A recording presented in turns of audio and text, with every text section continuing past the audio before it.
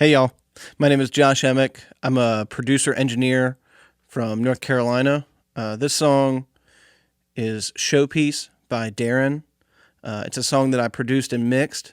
I'm very proud of how this one came out, and so I wanted to show you a little bit behind the scenes of some of the sounds we got and how I put the mix together.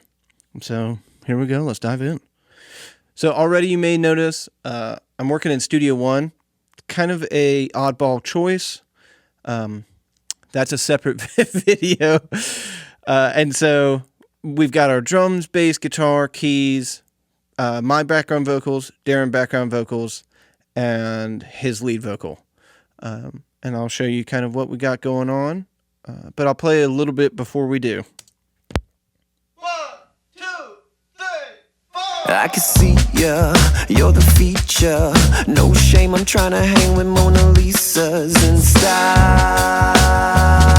It's been a while. I'm in a gallantry, up in the gallery, at the museum, trying to see them that's surrounding me. It's wild, it's been a while. All right. Already sounding pretty cool. And it continues to build over the song. And so take you real quick into the drums. You'll notice that already my files are grayed out. That's so that when I'm choosing sounds or kind of auditioning things, I'm not drawn towards colors. At the very end of the process, I'll go ahead and recolor all these. But up until then, I live in a monocolor land. And it's one of those audio things of somebody told me one time and I just kept doing it. But here's that drum loop.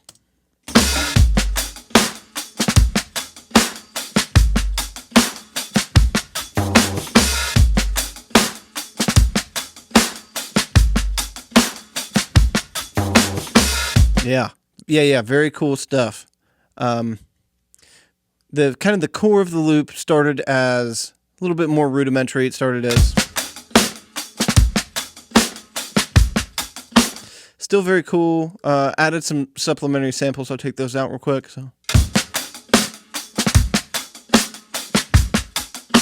But you can hear most of the vibe is already there. And so what we ended up doing is adding some toms and kind of claps in there. I'll unmute the kind of core so you can hear what was being added.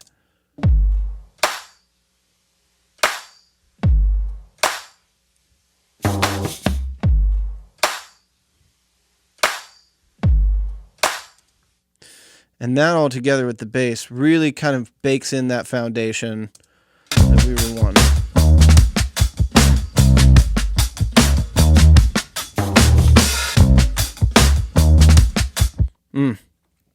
And so, here's where we start to get into the madness. I have quite a bit of bussing going on here. Quite a bit of bussing going on. And so, biggest one that looks like we've got some things going on here is this snare top. Looks pretty aggressive. You can already hear there. I'm letting quite a bit of the kick come in too, and so that is just something I ended up dealing with. But kind of trying to go for those older, really smashed in hip hop drums. I wasn't super worried about kind of getting all that crunch, and you can see already like the toms we just took out altogether. It was no need for those mics to be in there, especially since the loop does not kind of originally have them in there, and then we overdubbed the bigger toms in there.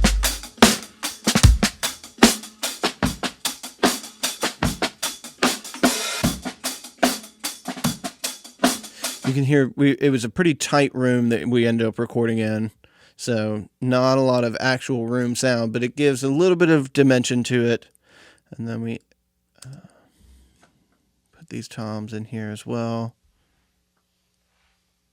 And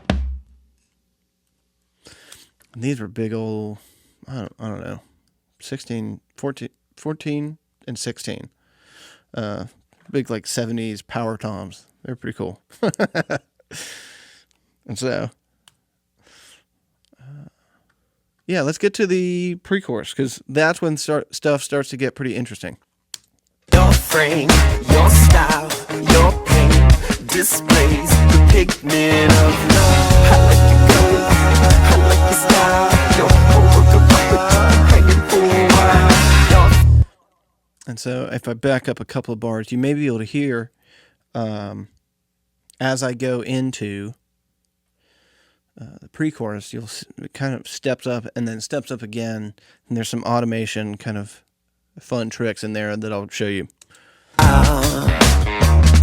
It's been a while since I saw your frame, your style, your paint displays the pigment of love. I like your colors, I like your style. Your whole work of puppetry hanging for a while. Let's zero into those vocals real quick, because there's a lot going on there.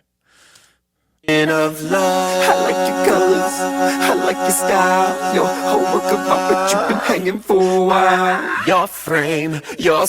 So Daron ended up taking these home with him, and I believe we did some at the studio, some at home, and then he processed some of these groups by himself, and so he sent me both the processed groups and then also the unprocessed groups, which ended up helping.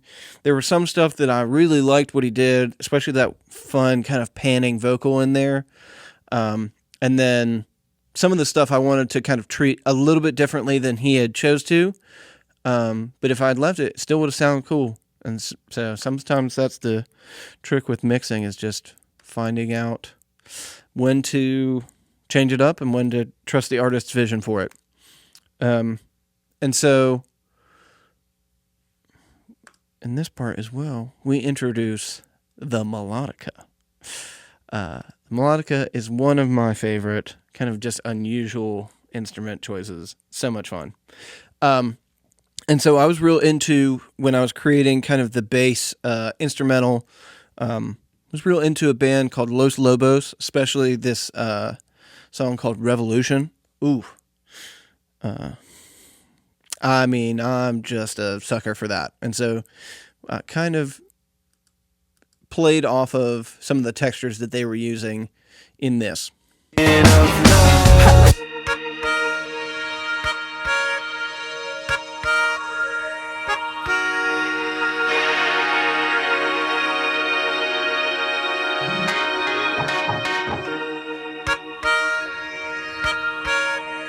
And these performances are not perfect by any stretch, but I thought, that's kind of part of the charm to some of this stuff is kind of the roughness. There's a little bit of just like, I don't know, send it energy, which I'm a big fan of. Some of my favorite records have kind of mistakes and rough performances all over them, and I think that adds to the charm. I think I went a little crazy on guitar, but I don't know. I think it still sounds kind of cool.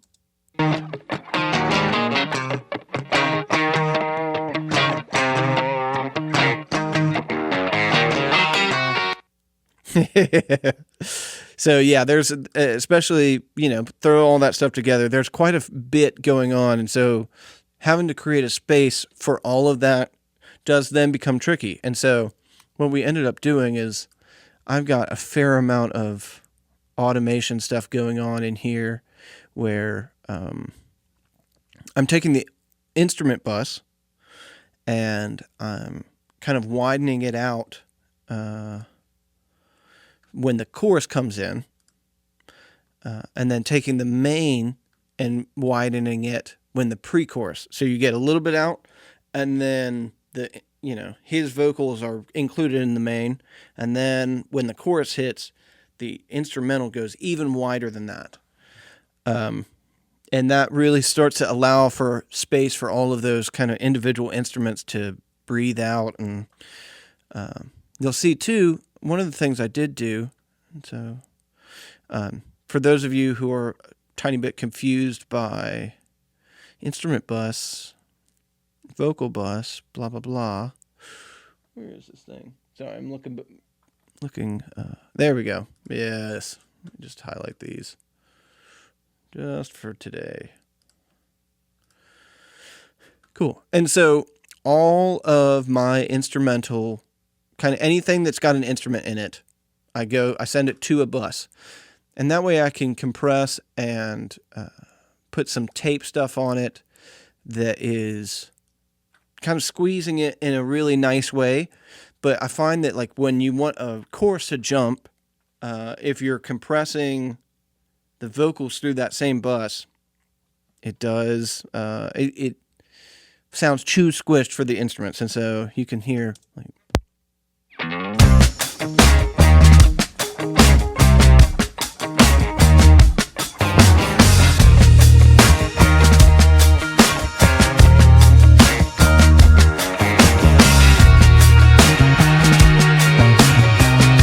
the other thing you'll notice is this is an EQ that I have automating on at the pre-chorus, through the chorus, and even verse.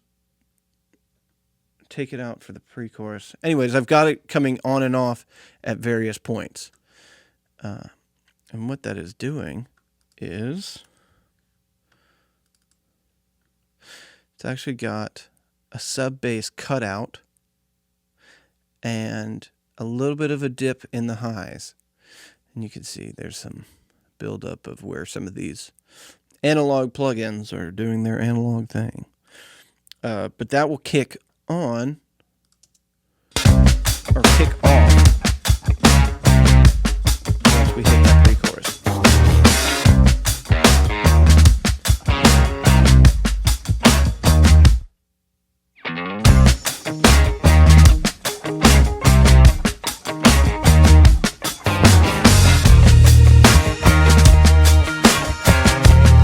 So you can see there was a bunch of stuff going on there, and then I'll play that same section one more time with just the vocals. Frame, your style, your paint displays the pigment of love. I like your colors, I like your style. Your homework about what you've been hanging for a while. Your frame, your... And there's quite a few moves going on here. And so if you're looking at this stuff going, hey, what the heck is this?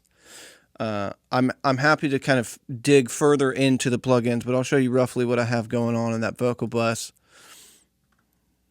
A little boost at 1.8, dip at 735, just to kind of take some of the boxiness and brighten it up a little bit. Doing some de-essing. I love the RX DS. I think that thing sounds awesome. Oh, before that, we've got, Soothe 2. I think I started on this vocal bus start, slightly moved these, but I will be totally transparent. The Soothe in particular, I will click presets almost more than any other plugin, just to find kind of where I'm getting. Adding a little bit of air with the mag, and then bringing up some of that, just the crunchiness and some of that breath from the bottom with the MV2, and bring it down slightly, just so that when you're in such a dense arrangement, some of the details don't get lost. And then the instruments, we've got compressing. This is a very cool compressor. I quite like this one. The AR1 by Cush Audio. This and the vocal bus, instrument bus, both of these have come from one of my favorite mixers, Eric Valentine. He's a fantastic mixer, fantastic producer, and has a treasure trove of breakdowns of mixes on some of my favorite records. And for that source to be out there freely available is unbelievable. And I've definitely incorporated a few of his tricks into my tool bag. Doing a little bit of carving, a little bit of bump. I mean, gotta add some low end. This is a tape machine, modeling an MCI 24. This is an unbelievable emulation. I think this is one of my favorites. T-Rack stuff, no, I'm going to forget the IK Multimedia. Some of their stuff could be kind of finicky in the software. I've had real good success, other than it is a CPU hog. Is that what I got on the... Oh, okay. Here's another trick that we're doing. We're taking the vocal bus and we're actually side chaining the vocal bus into that soothe. So it's taking the negative. Frame your style, your pain displays the pigment of love. It's actually taking the negative out of the instrument bus, creating a little bit more room and allowing. I really like. I like for vocals to feel kind of nestled into the track a little bit. I don't like it when they're so either on top or so low in the mix that you lose intelligibility. But I don't know. I like the energy that it causes when you're right on the edge of like vocals almost not loud enough. This is the widening, pulling it out by almost 1.5. And then de-essing the instrument track as well, so that all those kind of pulls from the hi-hat also get kind of taken out of there. It's cutting into my vocal too much.